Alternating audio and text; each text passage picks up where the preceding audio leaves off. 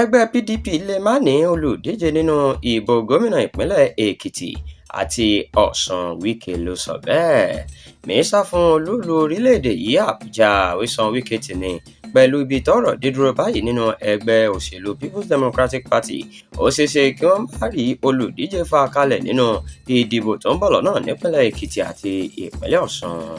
Oṣù keje ọdún 2026 ní ìdìbò gómìnà ìpínlẹ̀ Ekiti, nígbàtí Ọ̀ṣun yóò wáyé lóṣù kẹjọ ọdún náà. ṣùgbọ́n nígbà tó ń sọ̀rọ̀ lórí tẹlifíṣàn Channels láìpẹ́ yìí, Wike ṣàlàyé pé adìẹ tó bà lé okùn ẹgbẹ́ PDP lórílẹ̀‐èdè Nàìjíríà ara òrókùn, bẹ́ẹ̀ ni ara ọ̀rọ̀ adìẹ. ó ní gbogbo pètèpètè ayé tó bá ẹgbẹ́ PDP báyìí lòun ti ṣèkìlọ̀ nípa rẹ̀ fún wọn, ṣùgbọ́n tí wọ́n kọ ọtí ọ̀gbìn. Wike sọ síwájú pé ṣe ni oníkálukú ń ṣe bí ọ̀gá nínú ẹgbẹ́ náà tí kò sì sí ìrẹ́pọ̀ tó dánmọ́rán láàrin wọn. ó fi kún ọ̀rọ̀ rẹ̀ nígbà tí gómìnà ìpínlẹ̀ Ọ̀ṣun Adémọ́lá Adélékè wá sọ́dọ̀ òun láìpẹ́ yìí.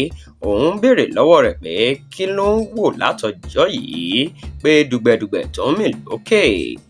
ó ní mo béèrè lọ́wọ́ gómìnà Oníjòyè pé ìgbésẹ̀ wo ló ń gbé.